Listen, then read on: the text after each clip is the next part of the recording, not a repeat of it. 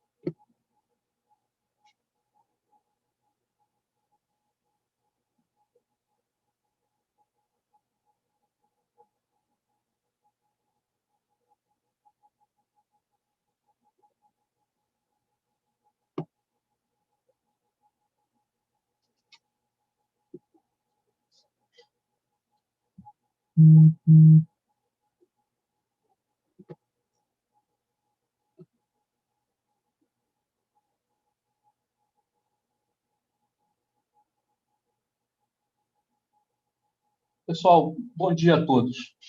Eu tenho a grata satisfação de dar início, então, a essa cerimônia de abertura da nossa 27ª Escola de Verão em Química Farmacêutica Medicinal, professor Eliezer Barreiro. É com grande alegria que recebemos todos vocês, convidados, inscritos, para essa cerimônia que vai abrir as atividades dessa escola, que será realizada de forma virtual, de hoje até a próxima sexta-feira, 29 de janeiro. Antes de passar a palavra aos meus colegas, autoridades que se fazem presentes nessa sessão, como coordenador da 27ª Escola de Verão, eu queria fazer alguns comentários, fazer alguns agradecimentos, precedendo as falas dos meus colegas. Bom, primeiro eu queria dizer que, depois de muito hesitar sobre organizar ou não esse evento, considerando a situação de pandemia que a gente está vivendo, que vem assolando o nosso país, vem assolando o mundo como um todo, a comissão organizadora optou por garantir que a oferta dessa edição do evento acontecesse efetivamente, que essa atividade de extensão acontecesse efetivamente na sua 27ª edição,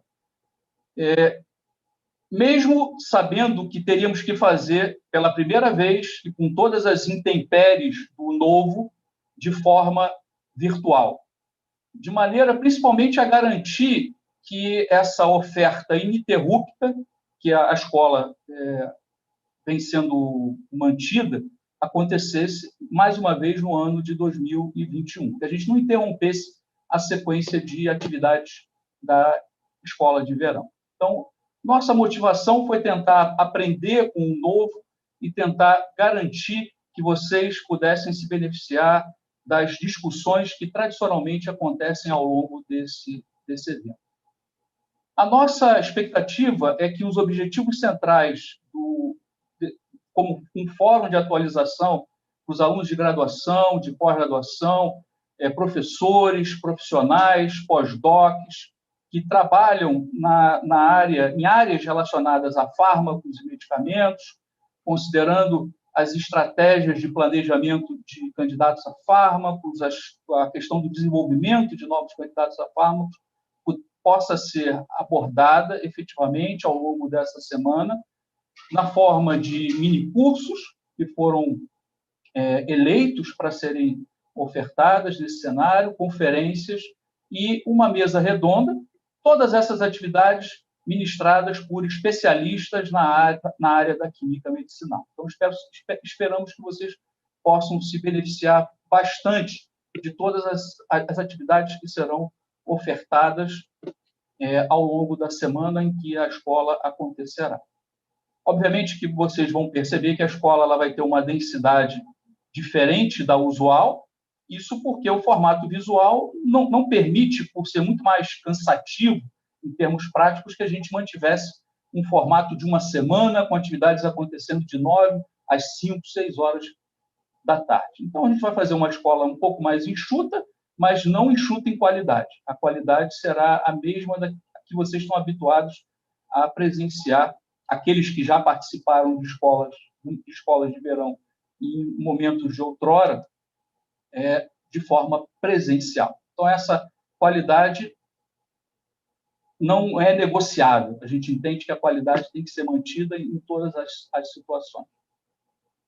Eu queria destacar e, ao mesmo tempo, agradecer que estarão nos honrando com suas participações como conferencistas dessa escola, o Dr. Benjamin Perry, do Dndi, Drugs for Neglected Disease Initiative, em Genebra, na Suíça, o professor Flávio da Silva Emery, da Faculdade de Ciências Farmacêuticas da Universidade de São Paulo, em Ribeirão Preto, que nos está dando a honra da sua presença nessa cerimônia de abertura, o professor Bernhard Wunsch, do Instituto of Pharmaceutical and Medicinal Chemistry, da Universidade de Münster, na Alemanha, aos quais eu agradeço vivamente por terem aceito o nosso convite, bem como agradeço aos demais participantes da escola, ministrantes de minicursos, e eu vou agradecer especialmente o professor Carlos Maurício Rabelo de Santana,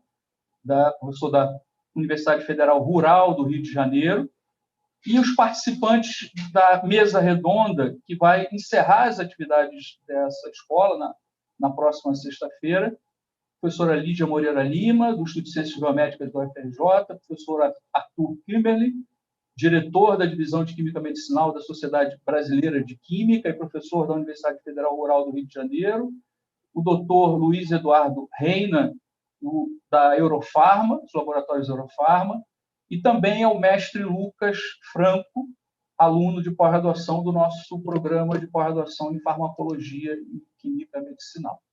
Tá? Então, a todos indiscriminadamente agradeço pela ajuda na construção da 27ª edição da Escola de Verão em Química Farmacêutica e Medicinal. Também gostaria de agradecer aos membros da comissão organizadora desse evento, os professores, os monitores, que ajudaram a preparar o evento com todo o zelo possível para atender as vossas expectativas e tentar evitar os problemas ao longo dessa semana. Então, a gente tenta, ao máximo, prever possíveis problemas para tentar minimizá-los ao máximo e garantir que vocês possam desfrutar das discussões da melhor maneira possível.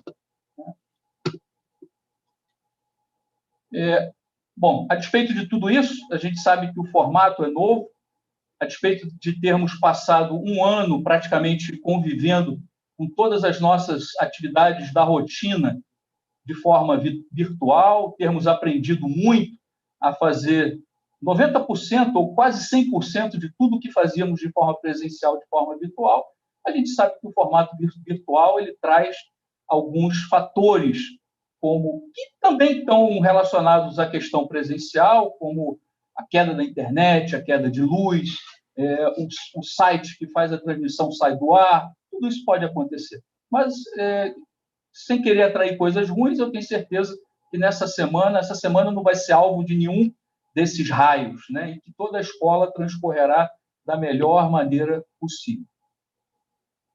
É claro que também gostaria de agradecer aos 175 inscritos de diferentes regiões do Brasil. É uma tradição da escola conseguir trazer pessoas dos dos rincões mais diversos do nosso país e alguns participantes de países da América Latina. Então, todos sejam muito bem-vindos, tenham certeza que essa semana é feita para vocês. Aproveitem ao máximo, espero que vocês possam tornar muito profícuas todas as discussões que vão surgir relacionadas à questão da química medicinal, à questão da descoberta, desenvolvimento de fármacos. Se sintam todos muito bem-vindos. Tá? Então, dito isso, essas palavras iniciais, eu passaria a palavra na sequência ao professor Jean-Christophe Uzel, que é o nosso diretor adjunto de extensão do Instituto de Ciências Biomédicas da Universidade Federal do Rio de Janeiro, para que possa fazer seus comentários e represente efetivamente a diretoria do ICB nessa mesa e cerimônia de abertura. Jean, quando quiser, a palavra é sua. Obrigado, professor Mansur. Vou tentar ser bem rápido. Eu sei que vocês estão ansiosos para a primeira palestra. Bom dia a todas e todos. Então, como diretor adjunto de extensão do Instituto de Ciências Biomédicas da Universidade Federal do Rio de Janeiro, é uma enorme satisfação acolhê-los nessa escola de verão, que está na sua 27ª edição. Isso é mais de um quarto de século. Eu imagino que muitos de vocês são mais jovens que a escola. Né? Então, é isso, como o Mansur falou, não tem interrupção. Pode haver crises, greves, pandemias, ataque ao pensamento científico, à universidade pública. A escola continua e vai crescendo. Ela vai enriquecendo e espalhando os conhecimentos mais avançados sobre fármacos. Portanto, essa escola, que agora tem o nome do seu idealizador, o professor Eliezer, ela representa uma tradição do que o ICB faz de melhor em termos de formação do futuro do país. Né? O nosso país, o Brasil, é um país sensacional, cheio de recursos naturais e, mais ainda, de recursos humanos. E, obviamente, nessa crise sanitária e política, vemos quanto é relevante termos aqui descobridores e desenvolvedores de novos fármacos, que sabem pensar criticamente, pesquisar, inovar e produzir. Isto é fundamental para a saúde da população mundial e também para a soberania nacional.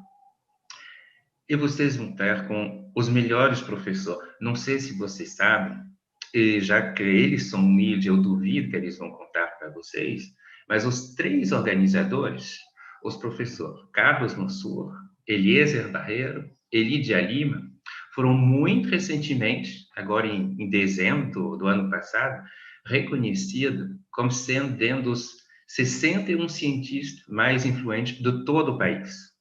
Os 3. Né? Portanto, vocês vão ter os melhores professores e ainda palestrantes internacionais de altíssima qualidade, a primeira daqui a um pouquinho, com o professor Benjamin Perry. Mas a escola, ela depende essencialmente dos seus alunos. Né? Infelizmente, nessa edição remota, vocês não vão conseguir interagir tão facilmente, tão naturalmente, do que no Centro de Ciências da Saúde, do que se vocês estivessem aglomeradinhas na UFRJ e no Rio de Janeiro. Né? Então, eu sei que é difícil, mas eu queria pedir para vocês, 175 alunos que foram selecionados em todas as regiões do Brasil e ainda outro país da América Latina, que sejam hiperpresentes, né? Que tenham dedicação total, exclusiva para a escola durante essa semana. Então, esquece todo o resto e viva a escola 24 horas por dia até sexta-feira. Isso vai fazer a diferença. Né? As palestras, elas vão ser abertas para o público geral, porque são oportunidades imperdíveis. Mas vocês que foram selecionados terão a oportunidade de discutir, de trocar suas visões uns com os outros, de tirar dúvida com os demais professores e também com os tutores, monitores, né? Então, vocês vão ter salas virtuais para conversar entre vocês. Então, eu só queria dizer o seguinte, liguem suas câmeras, que faz uma diferença enorme para os professores e para vocês também, né? E vão se conhecendo também. A vida não é uma grande sopa diluída em concentrações homeopáticas. Né? Os efeitos moleculares, as interações, só acontecem quando tem concentração suficiente para ocorrer interações moleculares de proximidade. Então, aglomeram-se virtualmente, né? E ficam juntos para aproveitar ao máximo essa programação super caprichada. Então, só queria apenas dizer isso. Desejo a todas e todos uma excelente escola de verão. Um abraço. Muito obrigado, Jean, por suas palavras, considerações. Eu passaria, então, agora a palavra ao nosso decano, professor Luiz Eurico Nasciuti, para suas considerações. Obrigado, Mansur. Bom dia a todas e todos. Eu queria dizer, antes de mais nada, que para mim é um momento muito importante pelo grande carinho que eu tenho para esta atividade. Eu, enquanto diretor do ICB, do Instituto de Ciências Biomédicas, e agora como decano do Centro de Ciências da Saúde, já tive a oportunidade de participar de várias aberturas dessa escola de verão, que hoje está completando a 27ª, né, escola de verão, que tem o brilhante nome do nosso querido professor Eliezer Barreiro, que foi quem bravamente desenvolveu e criou essa escola que vem acontecendo regularmente. Então, para mim, é muito importante estar aqui. Como eu falei antes até para o Mansur, eu estou de férias, mas fiz questão de estar presente nessa abertura da 27ª Escola de Verão Virtual, agora nessa forma nova, em Química Farmacêutica Medicinal. Eu queria dizer a vocês que não é a pandemia, não está sendo a pandemia que está fazendo com que a Universidade Federal do Rio de Janeiro, que o Centro de Ciências da Saúde, que o Instituto de Ciências Biomédicas estejam com as suas atividades paralisadas. Nós estamos trabalhando, nós estamos desenvolvendo e continuando o trabalho que é possível fazer agora de outra forma, porque eu diria que talvez a principal questão que nos mobiliza nisso tudo é que nós somos muito criativos. A gente tem uma capacidade de criação muito grande e de resolver e se adaptar às novas questões. Então, eu acho, o que eu estava dizendo antes é que é uma sessão, é um evento que vai acontecer de forma virtual, está acontecendo de forma virtual, mas ele tem também alguma vantagem, porque, ao mesmo tempo, ele possibilita que nós tenhamos muitas pessoas participando. Eu lembro que o auditório que nós temos no Centro de Ciências da Saúde, que não abrigaria tantas pessoas inscritas como nós temos agora. Então, nós temos essa oportunidade. Então, eu fico muito contente, eu parabenizo vocês todos por estarem aqui, todos os inscritos, todos os convidados, todos os conferencistas que nos brindarão com essas atividades. Como o próprio Jean falou, quer dizer, o que mais importante que nós temos na universidade, que nós temos com o trabalho que a gente realiza, são os recursos humanos. E nós estamos desenvolvendo, nós estamos continuando trabalhando dessa forma. Nada não será esta pandemia que nós vivemos, não será essa crise política que nós vivemos que irá nos deter, porque nós continuamos firmes e fortes, né? E eu queria chamar a atenção que este curso de verão, neste momento, ele tem um significado muito mais importante do que teve das outras vezes. Eu queria chamar a atenção disso. Nós estamos buscando, quer dizer, o desenvolvimento e a grande evolução que nós tivemos ao longo desse último ano em relação a esta pandemia da Covid-19, ela se desenvolveu a partir da ciência, ela se desenvolveu a partir de pesquisas que foram fundamentais. E eu queria chamar a atenção que esta semana que vocês vão viver aqui, vocês terão a oportunidade de vivenciar e de olhar com um pouco mais de perto um pouco do que pode ser feito agora e no futuro em relação aos medicamentos. Então, eu fico muito contente e, como decano do Centro de Ciências da Saúde, para mim é uma grande honra estar aqui neste momento e eu só tenho a agradecer ao convite, parabenizar a comissão organizadora, dizer que é muito importante, é muito relevante para o Centro de Ciências da Saúde que essa escola de verão continue a cada ano. Espero ainda estar presente o ano que vem, na próxima edição, porque eu fico muito honrado com esse convite. Então, eu desejo a todos muito sucesso e que possam aproveitar bastante, e como o Jean falou, procure interagir, mesmo que seja virtualmente. A gente tem formas de fazer isso, porque nós somos capazes disso. Então, muito sucesso a todos vocês. Mais uma vez, parabéns. Muito bem-vindos a todos os conferencistas externos e que o sucesso continue presente nessa escola de verão. E eu queria, só para finalizar, dar um viva e de uma homenagem muito especial ao nosso querido colega Eliezer Barreiro, que agora dá o nome a essa escola muito merecida. Obrigado e sucesso para todos. Muito obrigado, Luiz, pelas suas palavras, pela presença, privando-se das suas férias. É muito bom poder sempre contar com a sua presença na abertura das escolas de verão.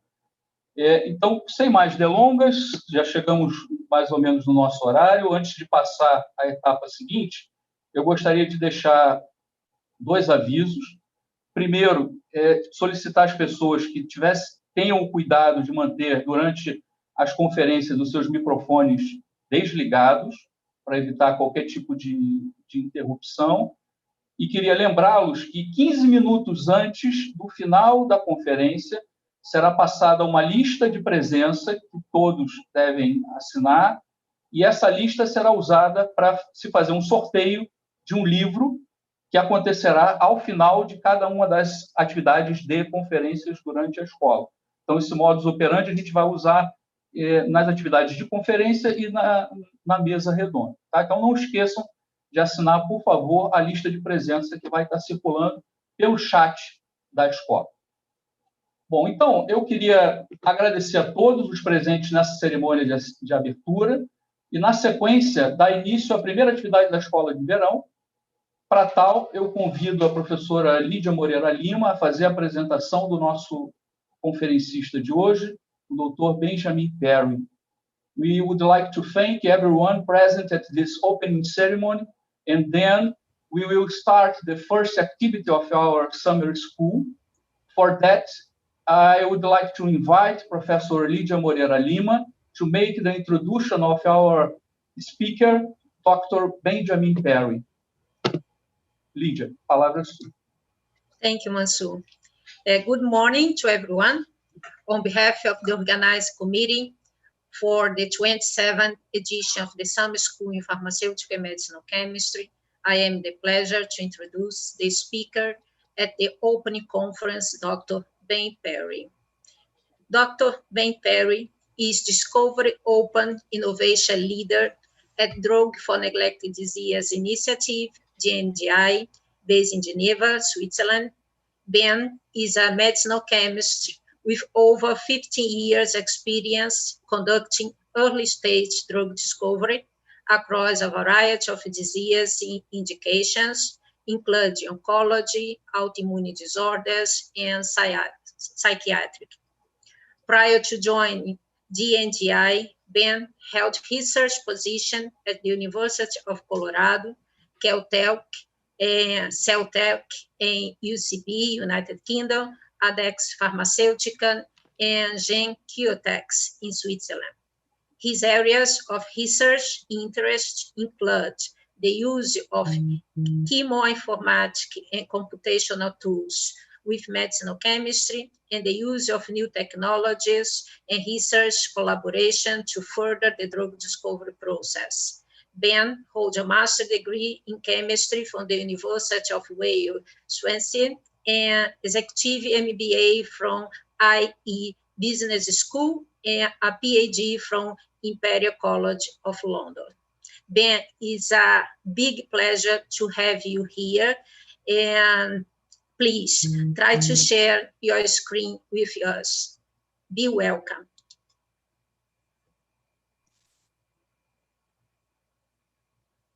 Thank you, Lydia. I hope you can hear me. Yes. And can you see my screen? Yes, also. Yes. Excellent. Thank you very much. It is a real privilege and honor to be here today to speak to you all.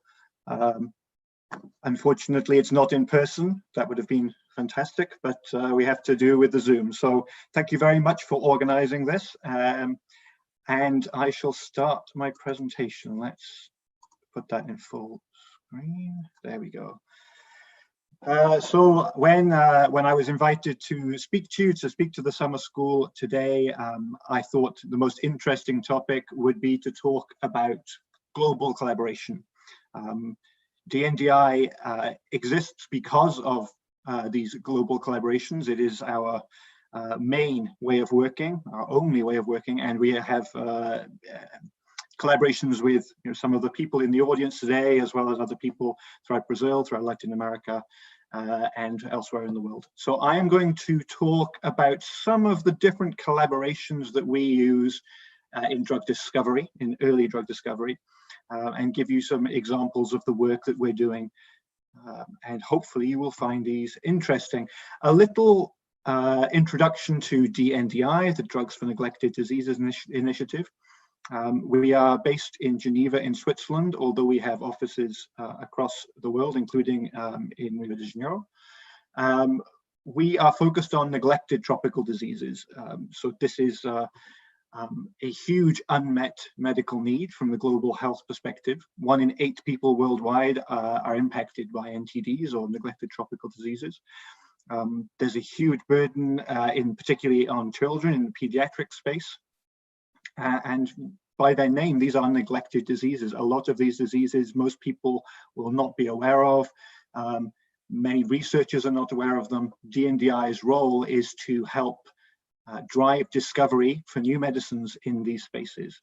That is what we were set up to do. So we were created to serve the needs of neglected patients. The neglected tropical diseases that we work in, it's not just exclusively the NTD list, which is curated by the World Health Organization, a list of 20 different diseases, but also we have worked in a few other areas as well. So I'm showing on this slide, I would say our main diseases of interest, the ones we are actively working in. Some of these you will be aware of. I'm sure that you've all heard of chagas disease, HIV, hepatitis C, malaria. We also work in very neglected diseases such as mycetoma, which is an incredibly neglected disease. Very, very little is known about this, despite it being a relatively broad disease and found in both East Africa and also in India. Obviously, some of these diseases are not in the neglected disease list. HIV, hepatitis C, and malaria are not part of that list. We still work in those areas, or have worked in those areas in the past, because we saw opportunities to do so. We particularly work in areas where there are opportunities to generate very good treatments for patients, but those patients are not able to access those treatments because, for example, of cost, particularly if you think about HCV, hepatitis C. There are some phenomenal, fantastic medicines available for HCV, but not at a price level that most of the world can afford. It's reserved, exclusively for use in certain countries where they are prepared to pay extortionate prices. So we work in those spaces, making formulations and generic versions of those drugs to make them available at cost to patients.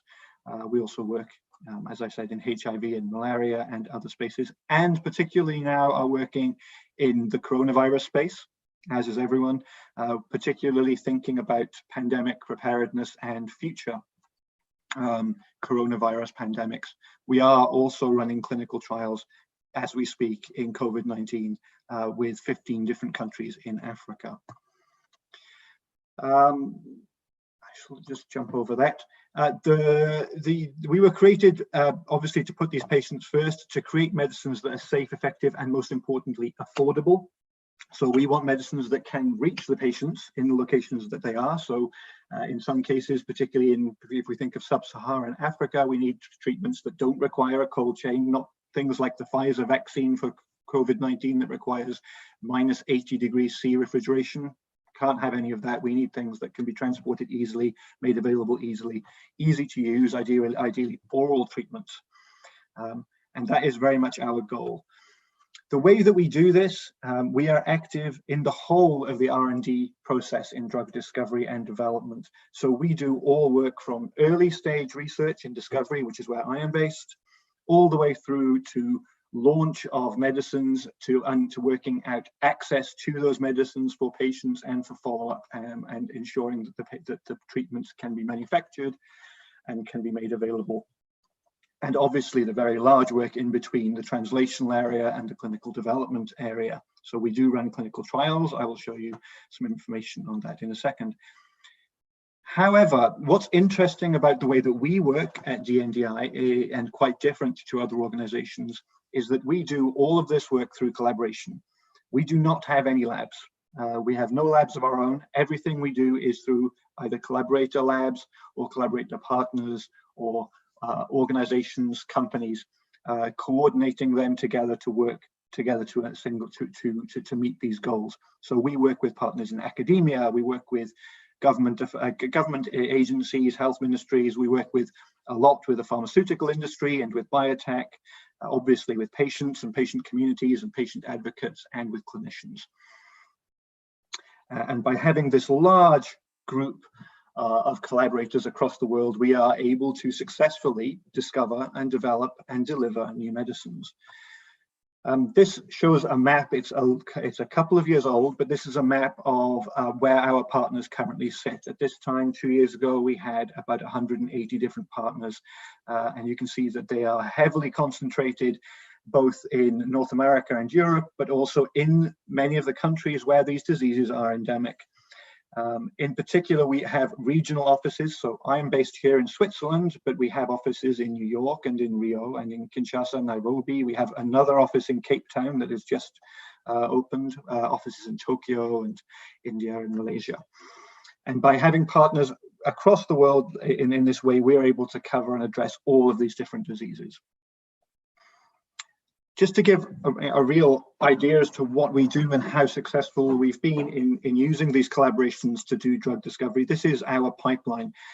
If you were to look on the web page of a pharma company or a biotech company, you would see a very similar image for their portfolio. These are all of the different projects that we have ongoing at any one time. This is from last month, and you can see we have a lot of early discovery projects, a large number of projects that are in the clinic, particularly in phase 1 and translation in certain diseases, some work in development, phase 2 and phase 3, and treatments that we have delivered, treatments that are available for patients and for clinicians to use. And obviously this is color-coded by different diseases we work in. You can see our discovery work is very heavily focused in the kinetoplastid space, particularly in leishmaniasis and Chagas disease, where we have tens of different projects trying to discover new treatments, new medicines for those diseases. Also in early stage clinic, we have a lot of work in leishmaniasis, unfortunately not so much in Chagas disease. And this is why our current discovery effort is very much focused on Chagas disease and trying to build and identify new treatments for T. cruzi infection. In sleeping sickness, we have a lot more work. In the later stage, we have a treatment that was launched 2 years ago, which is the first oral treatment available for sleeping sickness. And we expect, hopefully within the next 18 months, 2 years, to have a single dose, 1 pill oral cure for sleeping sickness available. which is, I think, a fantastic demonstration of the way that we can build collaborations across the world to be able to pull together new medicines for these neglected patients. So I'm going to talk a little bit about leishmaniasis and Chagas disease. It's the area I work in mainly, so I'll give a little background to those diseases before diving into a couple of examples of the discovery collaborations that we run and how we can work with these different partners to do some really interesting science. Visceral leishmaniasis, which is one of the 4 main forms of leishmaniasis, it's the most severe form. All forms of leishmaniasis are caused by parasites of the Leishmania genus. The visceral leishmaniasis is caused by 2, by Leishmania donovani and Leishmania infantum. There are hundreds of millions of people at risk worldwide in almost half the countries on Earth where Leishmania is prevalent. This is a disease that is transmitted by a sandfly vector. So in the same way that malaria is transmitted by the mosquito, Leishmania is transmitted by sandflies.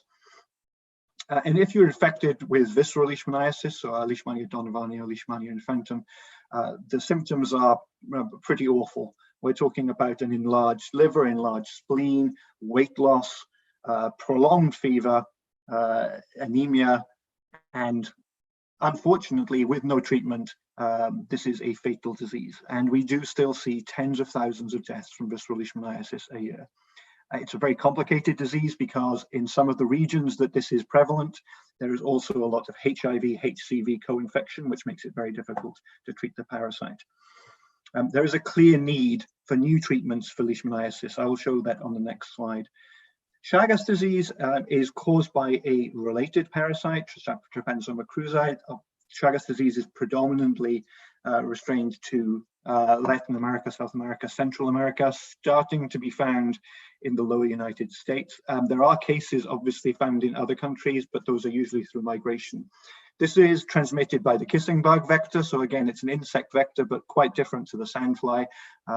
Whereas with a sandfly bite, you may not even know that you've been bitten. You will certainly know if you've been bitten by one of these. They are quite large, quite aggressive.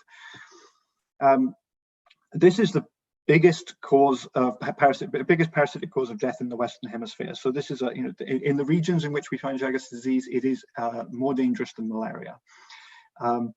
It's particularly complicated by the fact that there is a long onset before we see the main symptoms, many, many decades in cases. So someone could be bitten when they are young, have a small fever, a small acute response to the infection, and then for tens of years be okay.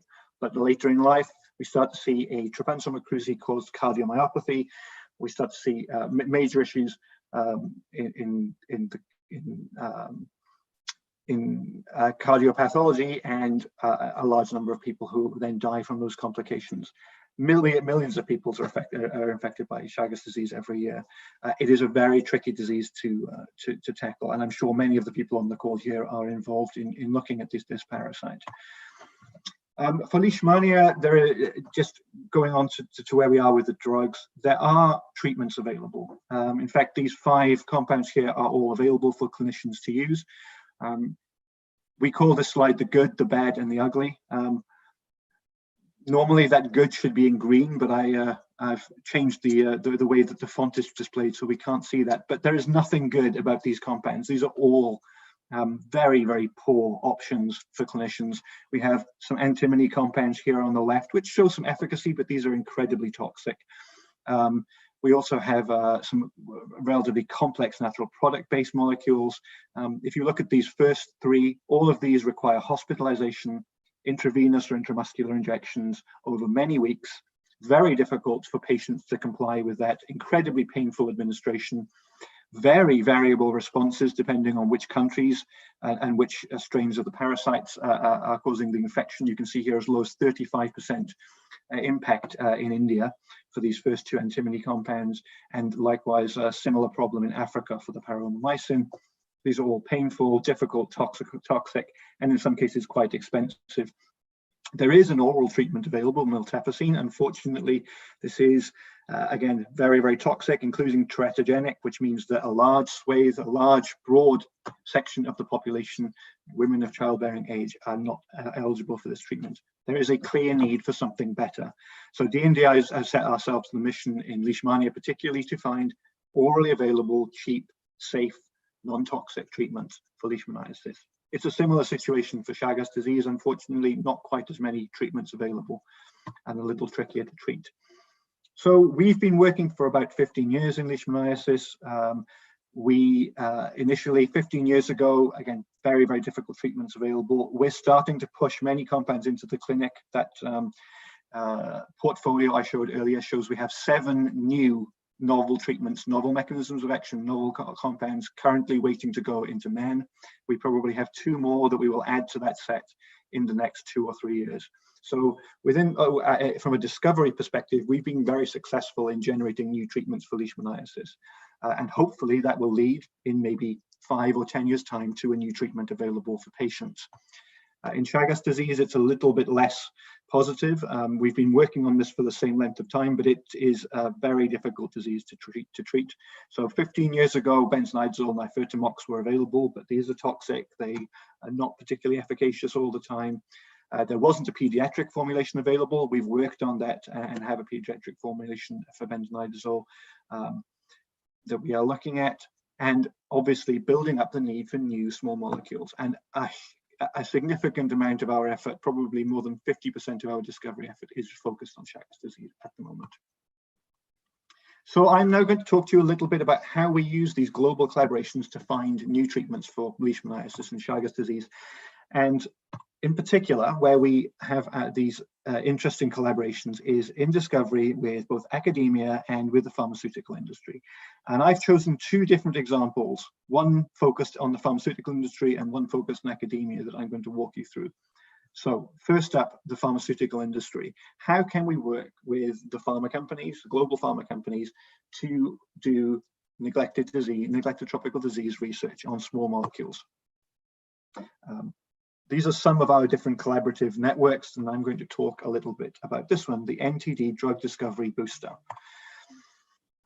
So this is a project that we have been running since 2015, so just over almost 6 years now. In fact, this is the project that I joined Dndi to run.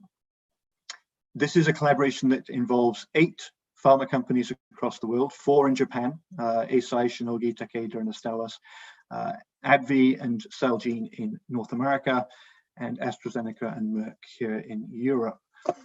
And what we have done with this project is we've spoken to all of these companies. And if you think about how pharmaceutical companies work and how they have worked and what they have done over the past decades in their research, these companies have huge collections of small molecules.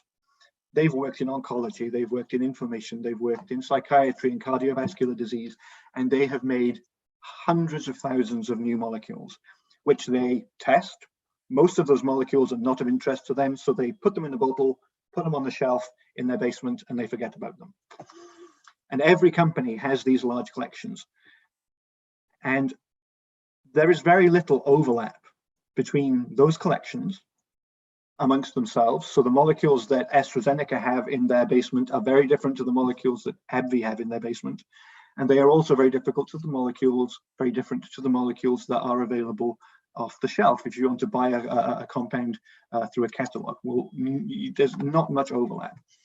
So what we decided to do with these companies was to ask them to help us do in terms of researching on new small compounds. So when we have found a molecule of interest, so for example, this compound here, and we know that this molecule has some antiparasitic activity of interest, we take that molecule and we go to these companies and we say at the same time, okay, here's this molecule. We're interested in this molecule. What do you have on your shelves that looks like this molecule? And those companies then go away and search through their files, search through their databases to find molecules which look like this. Now, that's a computational chemistry problem. That's chemoinformatics or computational chemistry, and there are many different ways that you can answer that question. Some of the ways of thinking about molecule similarity, what looks like this molecule, are quite complex. It's not just finding other pyrimidine pyridines. It could be that they build pharmacophores. It could be that they have proprietary high advanced technologies available to them to do those searches.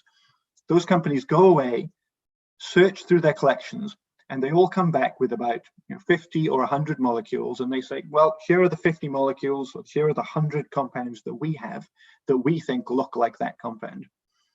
And the set that ASI will pick up is different to the set that Shionogi will pick up, which is different to the set that AbbVie pick up. So we then end up with 600, 700 samples of compounds that look like this that we can test. And a fundamental principle of medicinal chemistry, of pharmacochemistry, is that molecules which are similar have similar activities. So hopefully within that set, we should find compounds that have improved antiparasitic activity compared to the initial point. So we generate that data, we test those compounds against the parasite, and then we take those results and feed them back to the companies and say, here are the results. You said, here are 100 molecules which we think are similar. Here are the results that you get from that screening. And with those results, they can go back and repeat the process. And we have these cycles of testing molecules, searching molecules, testing molecules, searching molecules around an initial hit to help generate a strong structure activity relationship, a strong series of compounds around a particular molecule for this antiparasitic drug discovery. So another term for this is ligand-based virtual screening. This is it's a pretty standard process in drug discovery. We could do this one-on-one just with Dndi and Merck and just with Dndi and Celgene. But what's interesting here is we do this as a group and we share the results. And so if, for example, AbbVie find a really interesting molecule where all of a sudden our potency against the parasite is 10 times better with a compound that AbbVie found in their basement, they can take that and share the structure with everybody and say, okay, this is a compound that AbbVie found. It looks really good.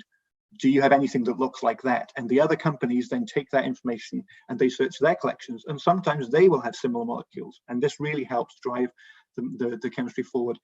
The interesting thing here is we are testing thousands of compounds, but we are not making anything. There is not a single synthesis happening here. So this is, from a Dndi perspective, free molecules. These are compounds that say this saves us a huge amount of money and a huge amount of time in doing drug discovery. I'm going to give you an example of how this actually works. So the process is quite straightforward. We share the molecule, they do their computational chemistry, we check the compounds, we ship them to a single site for testing, we generate the data, we send it back. And eventually, what will happen is we will have a chemical series of interest, maybe thousands of molecules that we can cut down to a particular set of very active molecules and say, this is a chemical series that we can take forward either into lead optimization or maybe even further. So we might have a molecule that could go straight into an animal model. That's the goal. The goal is to go from a hit from a screening project where the potency is not usually very good. It kills the parasite maybe a little bit. It might have some toxicology problems. It might not have good PK. And we use this process to get compounds that are much better, that have better pharmacokinetic properties, and that have maybe good enough profile to go into an animal model. That is our goal. So when we started this project, we had a couple of questions that, I mean, this was an idea to begin with. In 2015, when we started this was just a concept. We had no idea if this would work. So when we ran the first experiment, and I'm going to show you the results from the first experiment in this using this collaboration, I had three questions. First of all, is there an advantage to multiple libraries? We're doing this with 8 companies, or at the time we did it with 5 because we only had 5 in the first for the first example. Is there an advantage? Why do 5 if one does the same thing? That's an interesting question.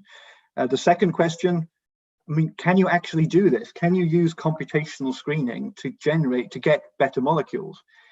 When you're thinking about target-based drug discovery, we're working on a kinase or we're working on a particular GPCR, we have a chemical structure. that's proven. You can generate better compounds with virtual screening. But for parasitology, for phenotypic assays, quite complex advanced assays of an infected cell with a parasite, where it's not just about how the compound behaves at the target, but also whether the compound can get to the parasite, get into the parasite, through the cell, and have an effect. Those are many different parameters at play. So there was a question about whether virtual screening could actually get improved compounds. Could we get improved molecules this way? And then the final question was this idea of the repeat cycle. If we find a really interesting molecule from one of the partners, if we take that and share it back with all of the partners, does that improve the results the second time around with that new information? So these were the three questions, and I'm going to show you the answers to those. So here's the I say this is representative example. This is actually the first molecule that we ever shared with these partners. And at the time we had 4 partners available, partner A, partner B, partner C, and partner D.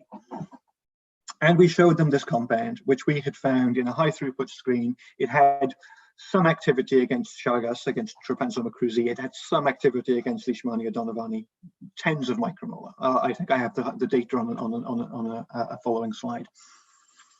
What I'm showing here, I'm not sure how many chemoinformaticians or computational chemists we have in the audience, but this is a visualization of chemical space. This is principal component analysis, 3 dimensions, X, Y, and Z. 2 of those dimensions are based on chemical fingerprints. So this is looking at the structure as a string and breaking that down into a value based, a principal component analysis value based on that fingerprint. What type of atom connections does the molecule contain? On this axis here, this is the same approach, but looking at physical chemical properties. So looking at molecular weight and log D and log P and hydrogen bond donors and acceptors and moments of inertia, and condensing all of that information for each molecule down to a single value. So these values, they have no specific meaning of themselves. What's important is within that box, when you see a molecule, when 2 molecules are close together, they are similar. They are similar structurally, and they are similar from a physical chemical perspective. When they are far apart, they are different. And the further apart they are, the more different the compounds are. So this molecule here is the starting point. That's this guy here. The first company came back to us after a couple of weeks. They'd searched through their collections and they said, well, look, we've got some molecules. Here are 40 compounds that we think are similar. And this is how they plot in that space. So some of them, these guys here, these 3 or 4 compounds were very, very similar, but some of them are quite different. Their computational approach had told them, well, this is a similar molecule. But when we analyzed them in this way, we could see that they were a little bit different in chemical space. So that was quite interesting. The second partner came back a couple of days later and said, well, we've got about 100 molecules. Here they are. And you can see they're in similar sort of space. 1 or 2 compounds that are similar. But a few down here that are quite different and a few up there, and there's a bit of overlap. So from those 2 companies, we're getting quite similar results. But the interesting thing is that they did have molecules that were similar. That's not surprising. I mean, a pyrimidine, this looks like a kinase inhibitor. It looks like the sort of thing that pharma companies would have on their shelves. The third company came back, and this was quite interesting, because they'd found an entire area of space down here that was very different. So they had a whole set of molecules, about 20 different compounds that didn't look anything like the molecules the other companies had provided. And then the same thing happened with the fourth company. Again, a few compounds that were similar, but a whole space up here on their own. So there were a set of about 15, 20 compounds here, which when you look at this in chemical space, were very different. So we get unique contributions from the partners. So I think we can say here that that unique contribution, the fact that the green company, and this is intentionally anonymized, even the companies themselves do not know which molecules were provided by which other companies. The company in green here, they had provided a very different answer and very different molecules to the purple company and to the blue company and to the yellow company. So those 4 different companies, the same question, but they all yielded different sets of molecules. Now that's really important. That's not just a one-off example. I'm showing you here the same plots. This is the same idea, chemical space, but for the first 6 molecules that we shared. So this is the first year's worth of work. We shared 6 different compounds, and the same thing happens each time. Each company provides molecules, but they're almost always in different areas of chemical space. So each company always provides a different answer to the question. And so when you take multiple companies together, you get a stronger, more interesting answer than if we had just asked one company. And so this is really showing the value of this multi-party collaboration, many partners working together because they answer questions differently. Now, why does that happen? Well, I think there are two answers. Why are they giving us different answers? The first one, they have different collections. The molecules that they have in their vault, in their libraries, are different because they've worked on different projects. They've worked on different targets. They've worked in different disease areas over many decades. And so they will have made different types of molecules. And the second reason is that the computational chemists are different and are using different programs and are thinking about this in a different scientific way. And so by asking the same question, but to different scientists with different collections, we get a very diverse set of molecules. Of course, this is interesting academically, but does it actually do anything? Does this searching actually impact the drug discovery project? Well, yes, it does. This is the same plot as on the previous slide. So this is the same collection of compounds, but now this is colored by potency against Leishmania-Donovani. So blue is inactive, red is very potent. So the scale is here. So red is 100 nanomolar.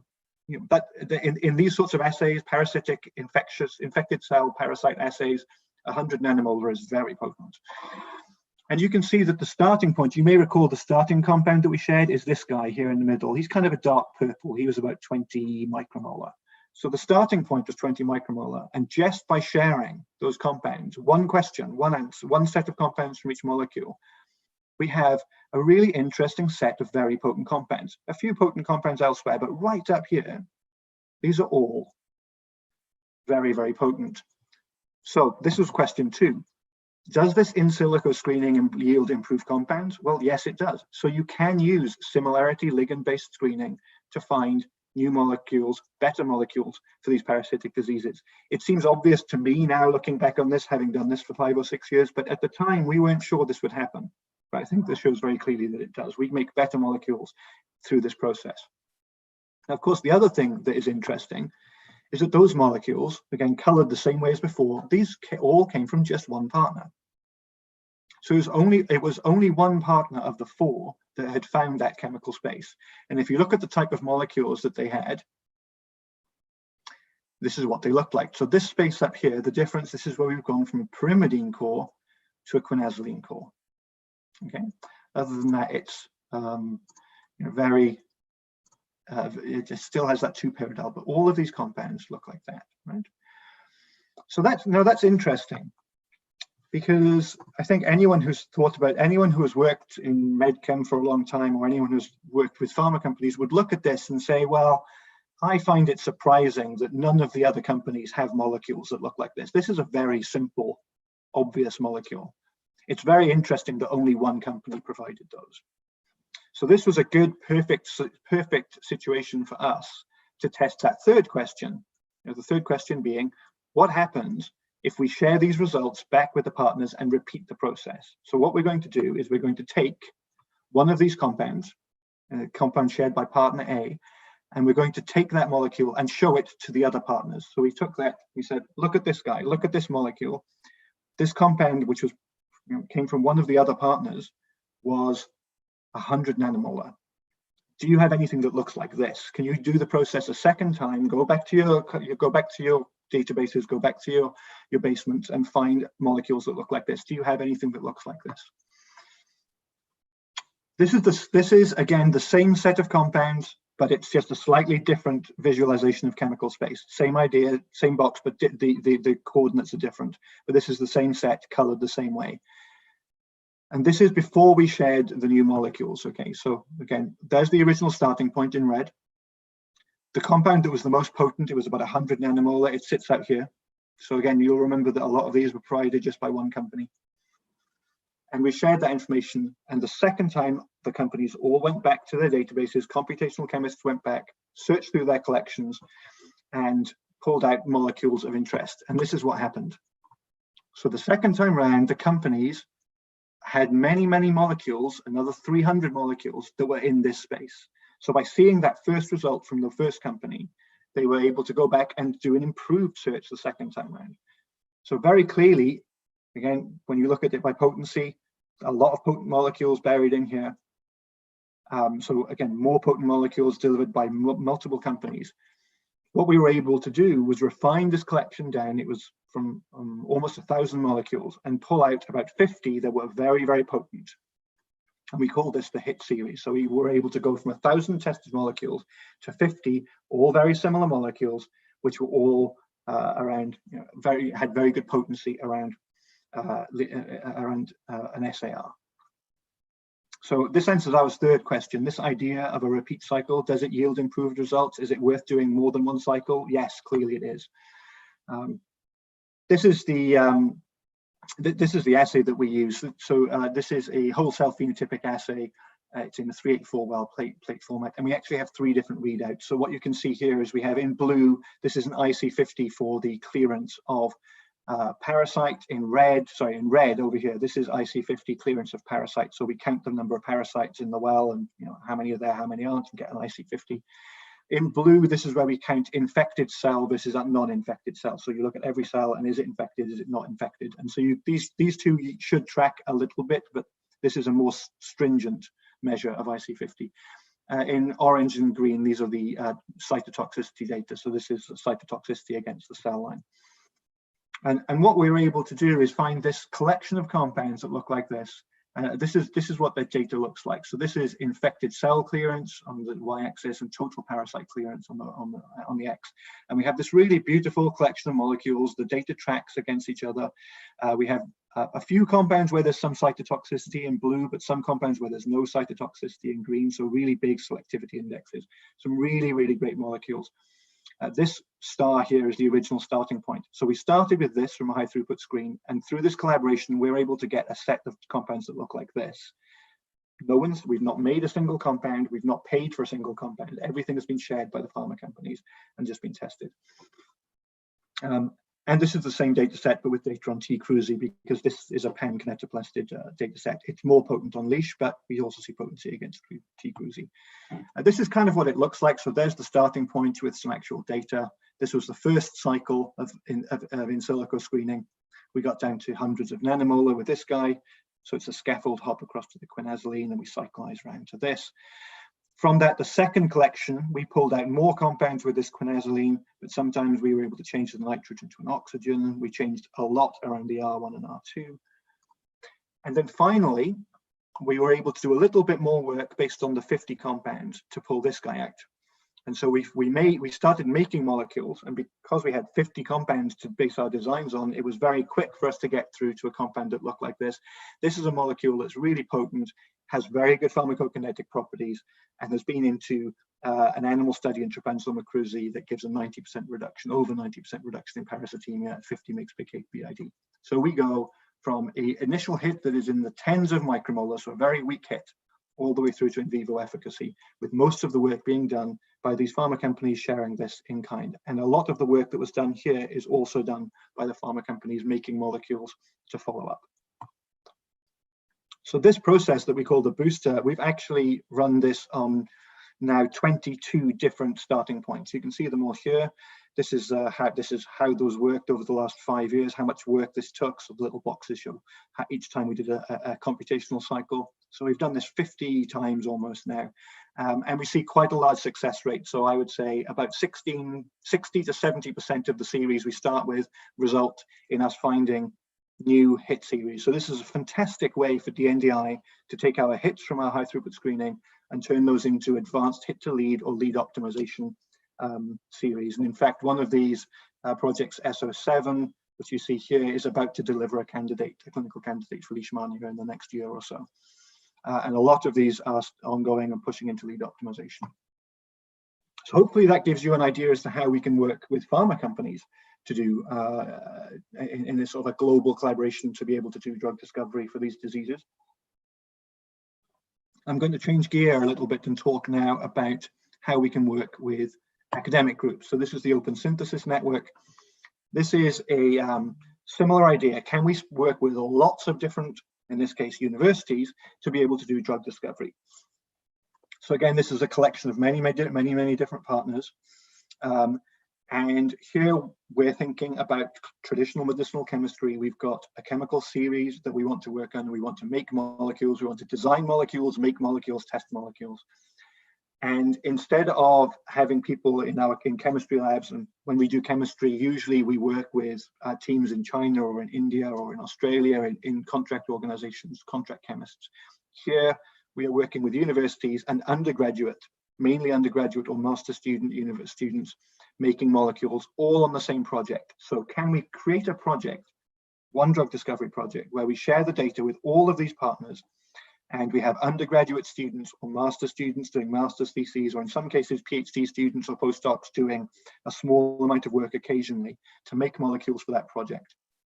We can then test those compounds, we share the data back, and the universities again do the design, make new molecules. So it's a traditional medicinal chemistry project, but where the chemists are crowdsourced at many universities all across the world. This is the network from last year, so it's a little bit updated since, but you can see that the universities that we work with in green are really pretty global. We also now have a university down here on the South Island in New Zealand, so we have real global scope. Many universities in Europe and in the USA, but also 3 universities in Brazil, universities in Ghana and in India. It's a real global project. This is a really interesting approach because not only does it make molecules for Dndi, but also it allows us to meet new groups, meet new students, meet new academics, interact with different universities and really build our network. And this has led to many, many interesting projects, not just within the actual project itself, but also beyond. So here I'm going to show you about how this sort of approach can really impact a project. It's a little quicker than the previous example. So we had a series of aminopyrazole compounds, again for leishmaniasis, looked a little bit like this. So we had worked on, this was our initial hit that had come from a screen we had done with Pfizer many years ago. Again, not particularly potent against infant leash or cruzi, tens of micromolar. Typical small molecule pharma company compound. We had worked with professional chemists and different groups to turn this into a series that looked a little like this. So we've gone from an amide to a urea. We've published on this in 2015. There's a really nice JMed Chem paper that you can read about this. And you can see here, we've really got our leishmania activity down to hundreds of nanomolar. But we've lost all of our trypanosoma cruzi activity, but that was fine. We were interested in this for leishmaniasis. We then took this compound on, and this isn't published yet, the paper is being written, but we had a clinical candidate. It looks like this. Still has the urea, but it has a slightly different ring here and a different system out there, and it's substituted in this position. Again, no activity against cruzi, but quite potent against leishmania, against leash, and really good pharmacokinetic properties, really good in vivo efficacy. So this had been done with our normal teams. Some pharma companies, Takeda and Pfizer, had worked on this. We took this and said, let's see if we can work with the students in different universities to make a backup series, just in case the candidate fails. Because we know that, unfortunately, clinical candidates fail more often than not. I mean, the attrition rate is 90% across the clinical, so 90% of compounds that go into clinic will fail. A significantly higher number than that will fail in preclinical as well due to toxicology. So we said we need a backup compound. So let's get some students to build the backup compound. Let's share all of the data that we've made here, make it available, and ask different universities to make molecules based on that data, design molecules, make molecules based on that data to see what we can have that's different. And we've ended up with 2 really interesting results. So the first one, I'll start with the bottom one. This is from the Open Synthesis Network, and this is work that was done primarily by a university in the UK. And you can see that we've been able to make changes here. We've moved from a cyclic urea to an open urea. We've changed this position down here, and we've now improved our potency against leishmania by 10-fold. This is the most potent compound we've ever made. There were thousands of compounds made in this part, but this is still the best compound, and it was made and designed by an undergraduate student based on this data set. So that's a really interesting finding. The other thing that's incredibly interesting is this set. You can see here we've taken that carbonyl group out. So now we've gone from a urea, we remove the carbonyl, just have a benzyl group, and we see that we see a complete inversion in the parasites. So now we've gone from being a leishmania series to a trypanosoma cruzi series. This is, again, a very recent result. It's been done by teams in Ghana and in Rio and in Nottingham in the UK who've made those compounds, and also in Münster in Germany. So 4 different universities working on this, and we're currently writing a paper to share our preliminary data and really following this up to see if we can get a candidate for Cruzy in that space. So that's one project. Here's a second project. Again, really interesting how we can use these teams of students to design and make new molecules. This is a series of imidazopyridines that you can see here. And actually, this is combining the booster that I mentioned in my first example with the open synthesis network. So we started with a hit. It was this. We did the booster project. So through pharma companies, we were able to get to a molecule that looks like this. So we've moved the methyl group around. We've changed this from an alkyl to an aryl group. And you can see our potency has improved a little bit. And we've also been able to make our compounds a bit more stable in microsomals, in mouse microsomes, but still not fantastic. And then sharing that data with university students and this open synthesis network, we're able to move to this compound where we change the pyridine to imidazole, and we change the functionality here and a little bit there. And now all of a sudden we are down hundreds of nanomolar against Trypanosoma cruzi, very stable in mouse microsomal stability. We now have a compound that's good enough to go into an in vivo study. So this is a really interesting project because we've started with a single hit. We've made hundreds of compounds. Every spot on here is a compound. This is time. So this is the start of the project. This is the end of the project. And this is potency on the left-hand side. You can see we started with a mix of compounds. And as we've moved through pharma companies, making molecules based on those pharma company data, and then making molecules with universities. And it's not until we get the students, not until we get the different universities with really interesting, crazy ideas that we start to get some great jumps in potency and the really good molecules. So what's interesting here is that we've used many different collaborators on one project to successfully get through to something very interesting. Some of this has been published, some of it is currently being written up in a second paper. I'm just looking at time, so I think I'm going to skip very quickly over my last example. This is a quick call for action. So if anyone is interested in these sorts of collaborations, this is where we are working right now. This is where I think most of our efforts are in these sorts of global collaborations, in particular that open synthesis network working with students. This is the COVID moonshot. So everyone knows about COVID, I'm sure, hot topic for all of us. This is a really interesting open project that we are part of. It's not led by Dndi, but we're a key part of this team. And so this is a fragment screen. So looking for starting points, small molecules that can inhibit the main protease of SARS-CoV-2. So they had run, so this is very different to my previous examples on the parasites. This is target-based project, fragment screening. There was a very large fragment screen run at the Diamond Light Source, which is the University of Oxford synchrotron, where they did a fragment screen against this protein and were able to find 60 or 70 different hits, which they then put into the public domain. And so there's now a public, very open project where anybody can contribute, anybody can make designs, anybody can make molecules, and we can test them to try to turn a fragment screen, which is a very, very early stage drug discovery project, as quickly as we can into a candidate for SARS-CoV-2. Obviously, this would have started in March last year.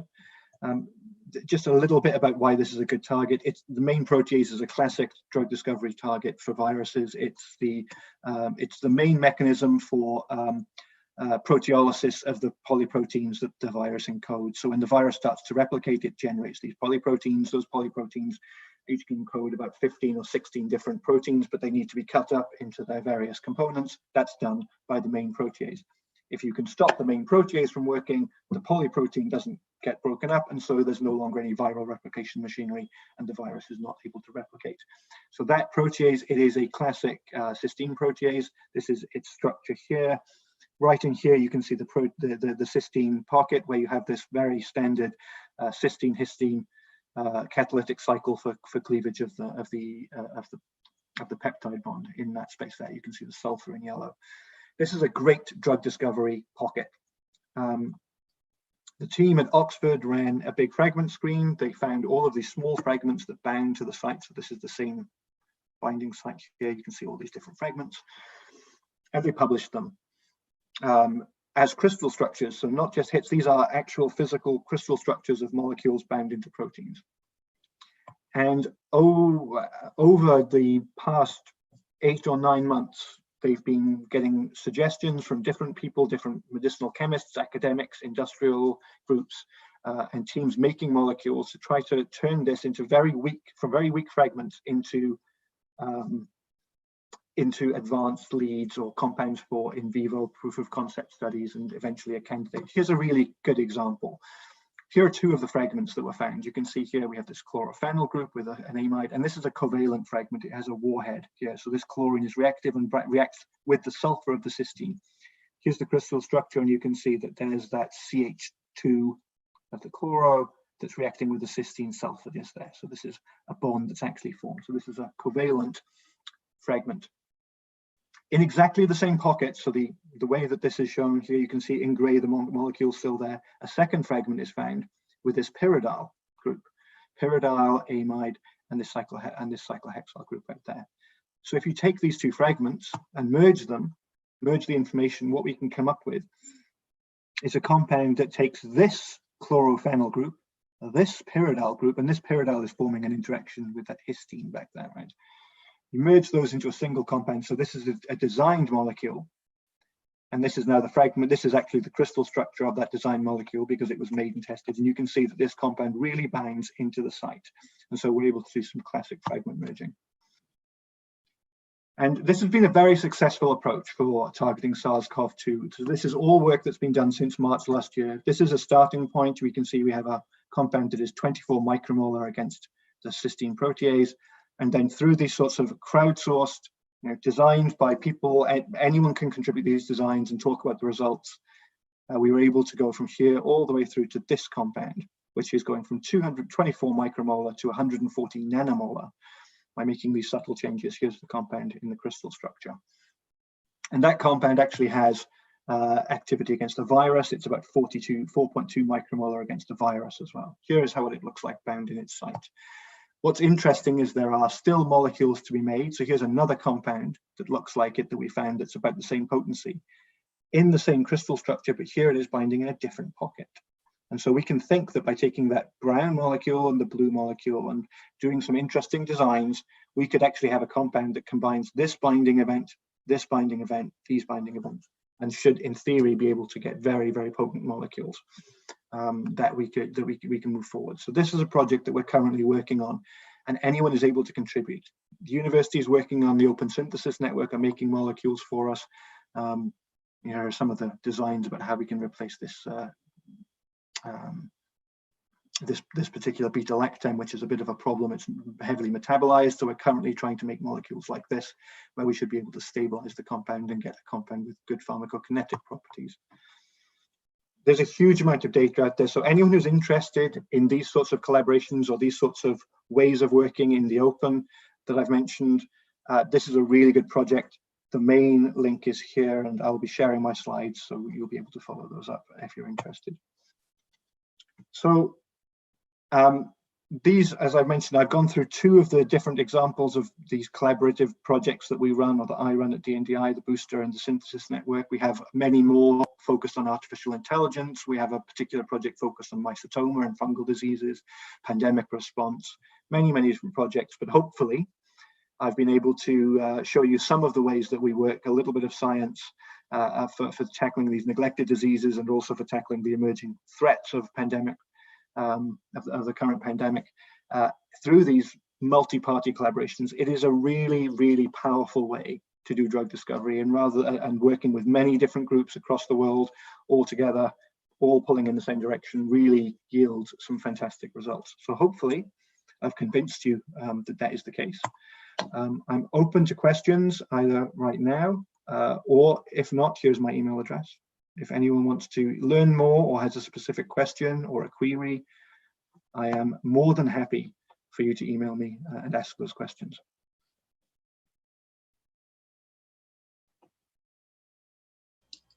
Thank you so much, Ben, for your very nice talk. I'd like also to thank you for sharing your experience with us. It would be a nice pleasure. And of course, we have time for questions.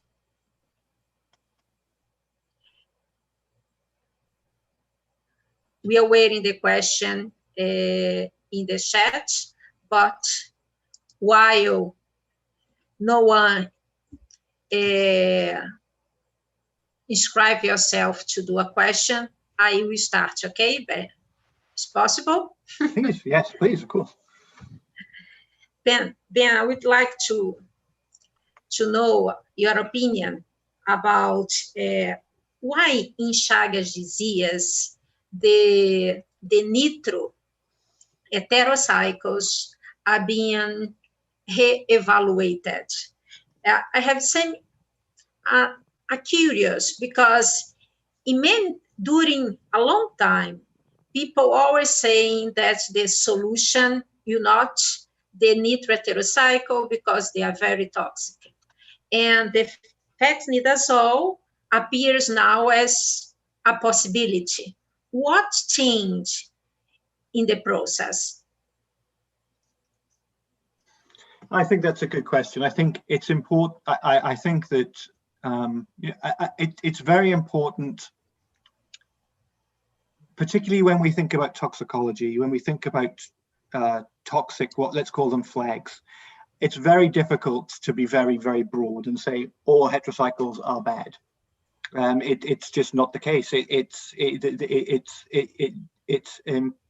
There are many, many different drugs that are used chronically that have groups that others would say are toxic. It's very much a case of looking at a molecule and saying, there may be a problem with this, let's check, rather than there's a problem. If you say there's a problem with that, no go, don't follow it up, we'll end up very quickly with nothing to work on. I think it's much more important to be able to look at things and say, okay, we know this might be a problem, we may know that might be a problem. Let us evaluate those and see if we can move forward. And at the same time, we need to think about the patient, right? So we can set our quality bar. We can say we want something that is this good, that has all of these different properties. But if it's going to take us 30 or 40 years to get there, what about the patients? Sometimes we may need to say, okay, well, let's aim high, but let's also realize that when we don't quite reach those barriers, we still need to remember the patient is there. And so we need to maybe go with things that are not quite as good. So at the same time as always striving for better, striving to be the next generation to be better, let's also think, well, are some of these non-ideal compounds still possible? Now, I can't comment on the fexnidazole situation or on other treatments from a clinical perspective, because that is not my area within Dndi as to why we would decide certain molecules can suddenly go as or not. So I don't want to say anything incorrect. Okay. But it's very much, we need to be pragmatic, and we need to always be thinking about the patient and not just thinking about high scientific rigor. Oh no, we have to have something that is absolutely perfect. We may get there. We should always aim for something that is perfect, but we need to constantly think, well, is there something we can still do now? Okay, thank you. And reevaluating questions and saying, well, we thought 5 years ago we thought this, but let's go back and check again, because let's change our opinion. Because if you can change your mind, then that's also a good thing. Okay, regarding Chagas disease, we have another question coming from your YouTube channel. Celso Rezende is saying that they thank you for this talk, and he would like to know what are the main limitations found for the Dndi in the series against XXVII? So I'm going to assume that this is a general series. I would say the most difficult thing for Chagas disease right now, the way that we think about this, is finding compounds that work in vivo. Mm-hmm. So, in all diseases, there is a jump from in vitro to in vivo. Okay, sometimes those jumps are easy, other times they're quite hard. And for Chagas in particular, it seems very challenging. So you can have molecules that are very, very beautiful on paper, in vitro, good potency, may even have good pharmacokinetics, really good pharmacokinetics. But when you go to the animal model, we don't see either we don't see an effect or we don't see sufficient effect. It's very, very, very difficult to see complete suppression or complete removal of parasitemia in a T. cruzi infection model. And also, we don't yet understand exactly how those models, because remember, these are mouse models, we don't understand exactly how those translate through to patients and through to the clinical effect in patients. So there's still a lot of work to be done in CRUSI. But I would say, in my experience, having worked in this space for the last 4 or 5 years, the hardest thing is, from a discovery perspective, is how to get in vivo efficacy, because sometimes you think you have a compound and you think, I'll bet money this will work, and then you try it and nothing happens. Perfect. So that's very difficult. Now we have a question coming from Rodolfo Maia. Please, Rodolfo. Thank you, Professor Lydia. Thank you, Dr. Ben. Very nice talk, astonishing work. Hats off to you all. It's very, very nice and beautiful work you are doing in the Dndi. Mike, actually, I have 2 questions. Can I make one at a time, or do you prefer me to go through it all? Okay, just one at a time. As I understood that when you work with companies and you ask for them compounds, similar compounds, you are trusting their judgments about the similarities, right? Mm-hmm. And once they send you the compounds, do you make some kind of check, or do you just take them as they come? Do you mean in terms of purity?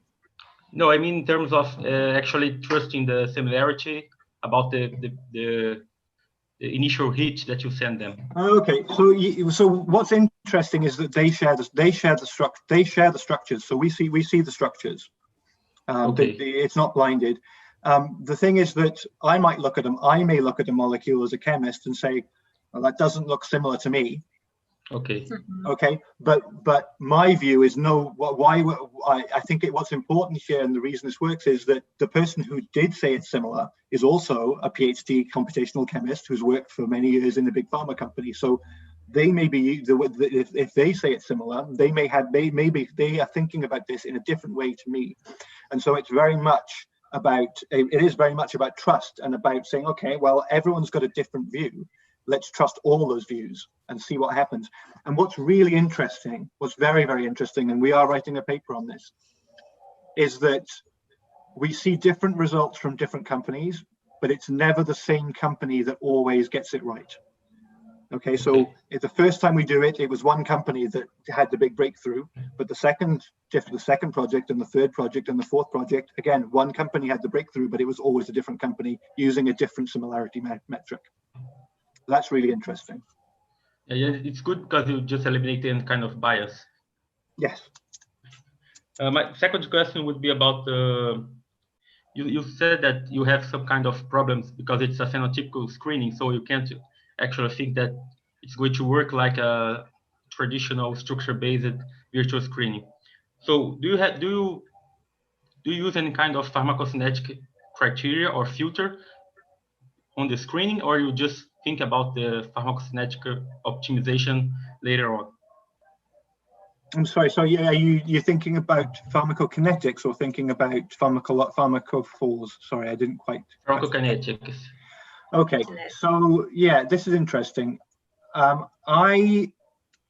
There's a few things here. So firstly, these compounds, most of the compounds that we test are compounds that say they're coming from pharma libraries, or they're coming from those sorts of libraries, which are inherently now built to be very good from a let's say from a physical chemical property space, right? So the kinds of molecules that the pharma companies have in their libraries, they've already been through and made sure that all of the compounds look good, and they have possibly, good potential to be good pharmacokinetics. The other thing that we find, I didn't mention this in the slide, but what we find now is that a lot of those companies, they generate ADME data and DMPK data on every molecule, every single compound in their collection. And in some cases, this is millions of compounds. They have liposomal stability data and solubility data for all of them, because they have assays that allow them to do hundreds of thousands of molecules a month. So they generate all that data, and it's already there. So when they send us the molecules, the 100 compounds, for example, we also have all of that data. Okay. So we can use that up front. But at the same time, I'm a firm believer in medicinal chemistry. So I know that medicinal chemists can take a molecule that has poor pharmacokinetics and can make changes to it so that it will get good pharmacokinetics. We can do that. It takes time, but we can do it. So at screening level, I'm not always that concerned about it. We should check it because it's better to, if you have a choice between two compounds, similar potency, one has good pharmacokinetics and one has poor, you start with the one that has good.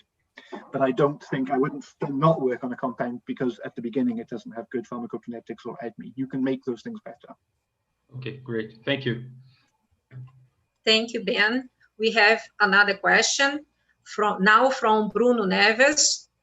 He asks, in the Dndi drug discovery booster, once the target is selected as the best fit, how would be selection of the company responsible in advance the test take place?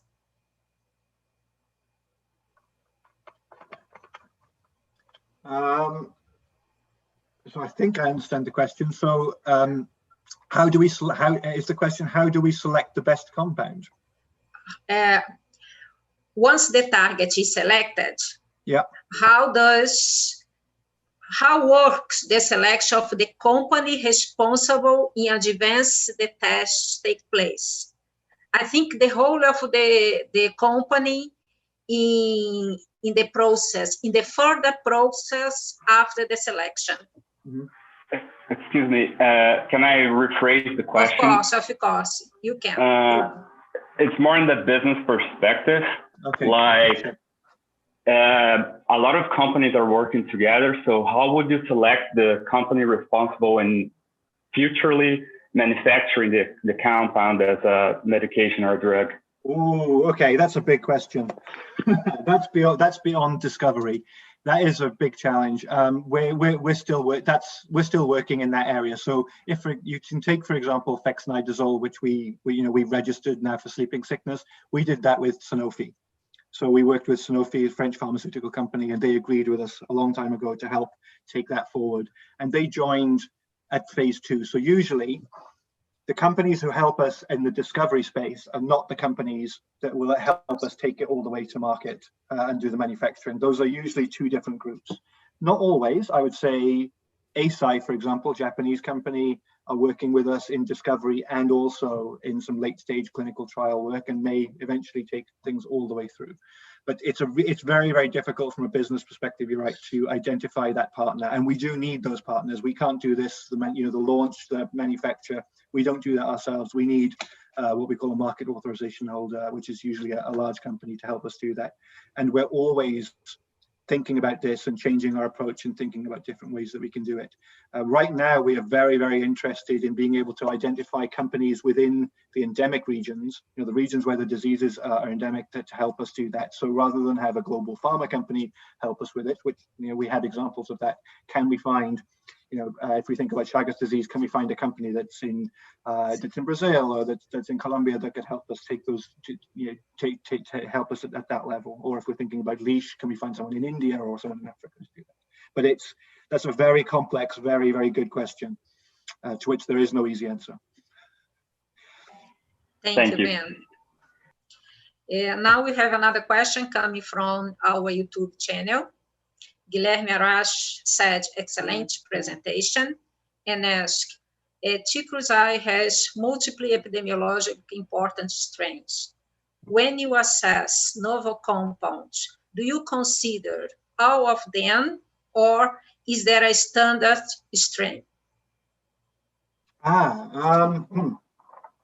Okay, so I'm going to give you a chemist answer because I'm a chemist. A parasitologist would give you a slightly different, more involved answer. So we actually use different labs. We have 5 or 6 different laboratories across the world who do our XXVII testing, for example, and each one of them uses a different strain. Because that is the strain that the parasitologists at those universities believe in. And we trust our parasitologists to select the best. And so what we usually do is for a single project, we will use one lab. So it might be a lab in Belgium, or it might be a lab in Scotland, or maybe a lab in Brazil, who will do all of the testing. But when we start to see very interesting molecules, when we start to get our advanced compounds, we'll send one or two of those to the other labs to test in the other labs, which use different assay conditions and different strains. And if we see variability, then we think, oh, that's not good. If we see that the compounds are generally potent in all of the assays, we think, that's good. For Cruzi, it's quite variable. For Leishmania, it's less variable. For Leishmania, usually, if it's active in one lab, it's active in all the others. For Cruzi, it's a bit more difficult, but I don't think it's because of the strain. I think for Cruzi, when we see variability in different assays, it's more likely to be due to the host cell or to the way that the assay is run. That's my chemistry opinion. Okay, thank you. Now we have a question from Professor Carlos Maurício. Please, Maurício. Ben, congratulations for your presentation. I have a question about the molecular targets of the compounds identified against Leishmania donovani and the Trypanosoma cruzi. Do you have an idea about the molecular targets? Okay, that's an absolutely fantastic question. And I didn't mention it in the talk, so I'm glad you asked it. So obviously there are the two approaches. We have the phenotypic approach or the target-based approach. And we think currently that right now you need to think about both, right? The phenotypic approach seems to be the most successful in delivering molecules to the clinic. But we don't necessarily understand where the target comes from. At the scientific level, taking from the target is maybe more interesting, and combining those together is probably the best approach. So we do consider both. What we try to do is when we have a chemical series that looks interesting, so when we have molecules where we know that there's a series, we know we have different molecules in the series with activity, we are starting to see compounds that are 100, 200 nanomolar, good selectivity indexes. At that point, we try to work out what the target is. And there we work with a couple of different labs, but mainly labs in the UK to unravel those. So using proteomics and using resistant cell line generation and all of those different techniques to try to identify the targets. And when we do identify those targets, we try to put that information out into the public domain as soon as possible. So ideally for us, we try to have the target known before we publish it, but not always. And sometimes we find novel targets. In fact, I was in a meeting today where we were talking about a new series which looks like it has a completely novel target that we've identified. Oftentimes, particularly for T. cruzi, we see the same target over and over again. Okay. Thank you, Ben. Thank you very much. Now we have a question coming from Professor Eliezer Barreiro. Please, Eliezer. Okay, it's a very short question, but I first would like to congratulate Dr. Perry for your very clear and nice talk. To me, it was a great pleasure to see a lot of medicinal chemistry subject in your conference. My point is about the coincidence, a molecular coincidence that I could observe from the three molecular series that you present. The first one is a pyrimidine, aminopyrimidine. The second one could be a zoster of the first one. It still remain to a kind of biphenyl mimic scaffold. And next was the same. Even in the aminopyrazole series, you have the same one for nitrogen sp2 relationship. And could, in your opinion, to indicate or to give some guidelines for selected the target, the possible target that could be involved in this activity or not? Yes, great question. And I hadn't, so yes, it's something that we see quite regularly. It's not just a biphenyl, but you'll notice that in all three of those examples, there's a 2-pyridyl, right? If we just zoom back, you can let's go back to the, I hope you can still see my screen, but here we have 2-pyridyl. Here we have 2-pyridyl. And in the other one, there was a 2-pyridyl. Now, interestingly, you would think that that's more than a coincidence. That could be the same sort of thing. Although I'm not we now have information, so we know the target for this series. But we're about to publish it, and it isn't, and we know that it's not the same target as, for example, this series. And in this series, we know that we can replace this 2-pyridyl, and we can make this a phenyl, or we can make this a 5-membered ring. But it also works if this is a phenyl ring. Whereas the first series, you need that 2-pyridyl. If you change the 2-pyridyl, we lose all activity. Now, of course, one of the questions we always have is about, is this working through bidentate metal chelation? Okay, so you could imagine if I drew this a slightly different way, put the nitrogen here, you've got a bidentate metal chelator, which could be causing, I mean, cytotoxicity. It could be giving false positive, or it could be working through a metal chelation to a metal in a target. So we don't have that information yet. We are always thinking about that. But usually when we see this motif, and we see it a lot, the first thing we try to do is to change the ring so that it can no longer be a bidentate metal. So try to get rid of that 2-pyridyl. Not because we think it's bad, but because we want to convince ourselves that it's not working purely through a bidentate metal sequestering, which is a sort of a general tox-driven mechanism. And we actually have some assays available to us that will do this. So where it's assays that have been set up where you look at the parasite effect, but then titrate metals in to see if the compound becomes less potent because it's being, it's removing the compound using the metal chelation, or starving the metal from the buffer. Okay, thank you very much. Okay, my last comment is about your last part, the last part of your presentation about the COVID-19.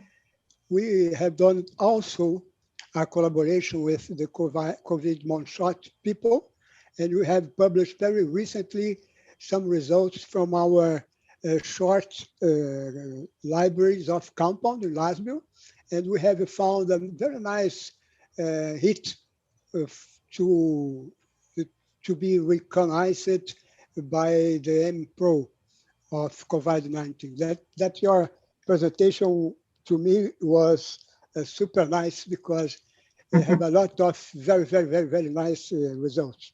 Congrats again. Thank you very much. Thank you. Okay, we have another question coming from YouTube channel, now from Dr. Ricardo Serafim. Ricardo says, thank you for your great talk. What is the average of success rate in get a real hit from computational approach based on phenotypic assays? So in our project, so the project I talked about with the booster, the success rate for the virtual screening there is about 60 to 70%, but it's not virtual screening to identify the hit. The hit comes from high throughput screening, and then we use virtual screening to elaborate that. There we have about 60 or 70% success rate. But success being defined by, we find better molecules using the virtual screening. We find molecules that improve. If you're talking about virtual screening to find starting points, so taking, for example, a target structure and doing phenotypic screening, we do projects like that as well. The success rate is much lower, but it's still a very valuable tool. I think you need to take, if you get a 2 or 3% success rate in those sorts of virtual screens, then that's good. Virtual screening for phenotypic, I still think is something that is incredibly challenging and very difficult to really understand. We don't do very much of that at the moment.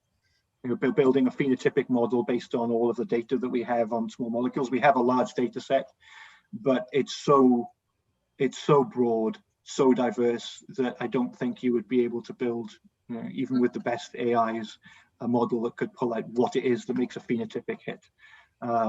In terms of activity, in terms of what pharmacokinetic properties are needed, that's really interesting, and we do those analyses. We know that to have activity in these cell-based assays, you need to have a measured log D above 2. As soon as you go measured log D below 2, your compound may hit the target, but it can't get there because it can't get into the cell, into the parasite. Okay. He made another question. Which additional assays are important to be performed to confirm the heat, avoiding pains? Great. Well, from a phenotypic perspective, I would argue that pains are not as relevant as they are in target work, because if we think about the pains paper and the way that that was driven, a lot of what causes those pains flags are things like molecule aggregation and interference with luminescence. So if the phenotypic assays that we use are visual, they are counting parasite in cells. So I think it's important to look at the molecules and say, okay, well, is there a pains in there or not? But I would personally, having worked in not worked outside of infectious disease, pains are much more important outside of infectious disease than here. When you have a phenotypic assay that shows you pathogen death very clearly, then the pains, we should still check them, but be a little bit more lenient or less strict in implementing them, I think. Of course, always worth remembering that some of the pains flags are also tox flags, and there you might want to rule those out. But, Okay, we have now the two last questions. The first coming from Vanessa da Silva. Vanessa asks you, I would like to know whether in the future, with the improvement of bioinformatic tools, neglected diseases would be better looked at by the pharmaceutical industry when it comes to production of medicines. This is a really good question. It's a wonderful question, and I think that when in neglected disease, it's a very interesting space because it's neglected by the pharma industry from a commercial perspective. But it's what I find is that because we can publish a lot about it, because there's no competition, there are a lot of pharma companies, and particularly bioinformaticians, who are very interested in working in neglected disease on the side, for fun, with a little bit of their time, because it allows them to get publications which they won't get in other areas like oncology. So actually, I think that neglected diseases should be at the forefront of bioinformatics, and we find that we can actually do that. So a lot of the big cutting edge technologies that are coming out come to us at Dndi to say, can we help you on NTDs because we want to publish? So, for example, I'm sure a lot of you will have seen the recent news from Google DeepMind about AlphaFold, about the AI, the artificial intelligence that can now fold proteins. Well, so the team that did that they contacted me last week to say, what project can we work on in NTDs? Because they want to work on an NTD project, because it allows them to publish it. So it's a really, really interesting question, but the answer is not what you think. I think that neglected diseases can actually be at the front, at the cutting edge of technology investigations, because it's very easy to publish in neglected diseases, because there's no commercial interest. So no one's fighting about IP, no one's fighting about who's going to make money. There is no money. And so it makes it very easy from a scientific perspective. It's a good question. Okay, then, thank you. The last question came from Ana Carolina Terço. Carolina asked, once the in silico tests are approved, are there limitations in the synthesis process to carry out in vitro assays?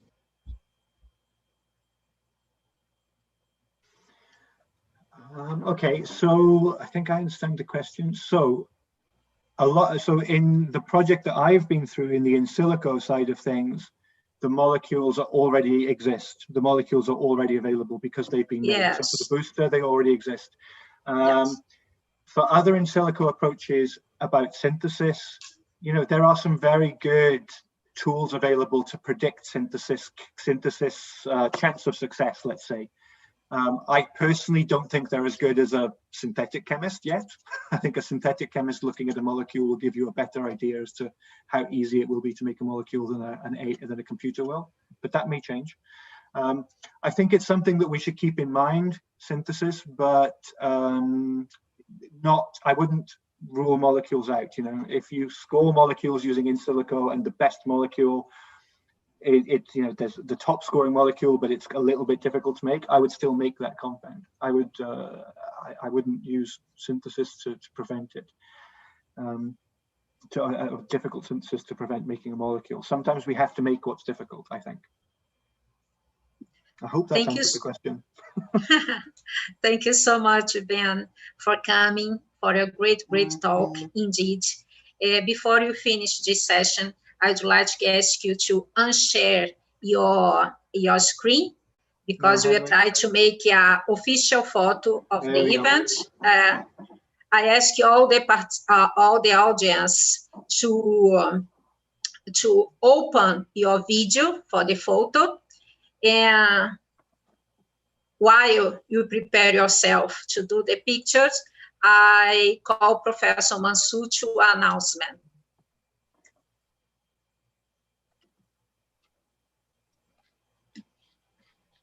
Thank you, Ben, for the excellent conference.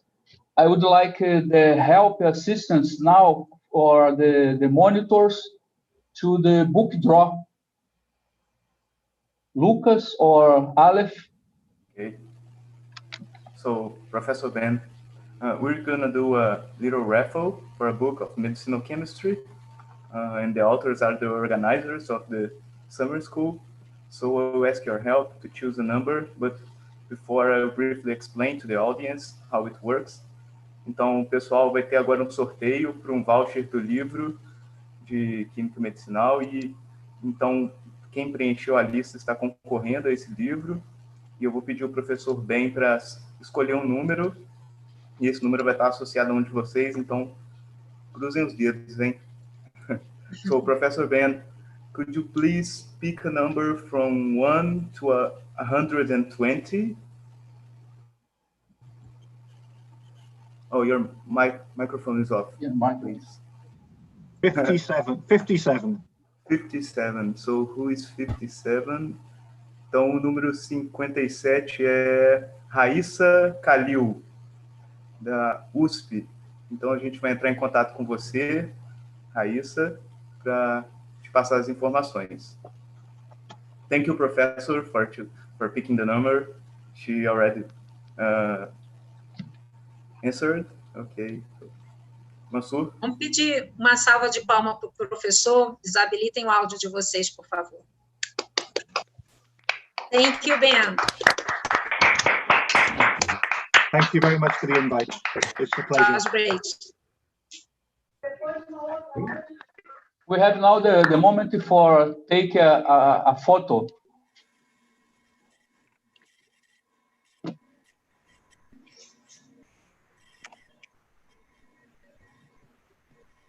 The monitors are doing it.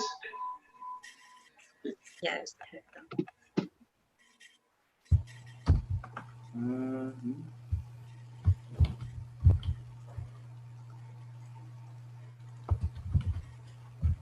Okay?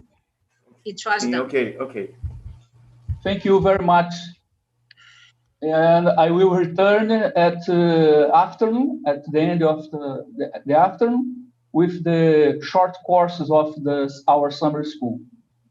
Thank you all. Thank you. Bye, Ben. Bye, Ben. I'll see you soon. Bye-bye. Again.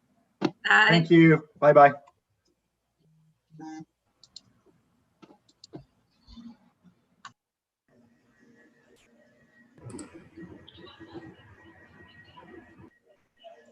Sorry,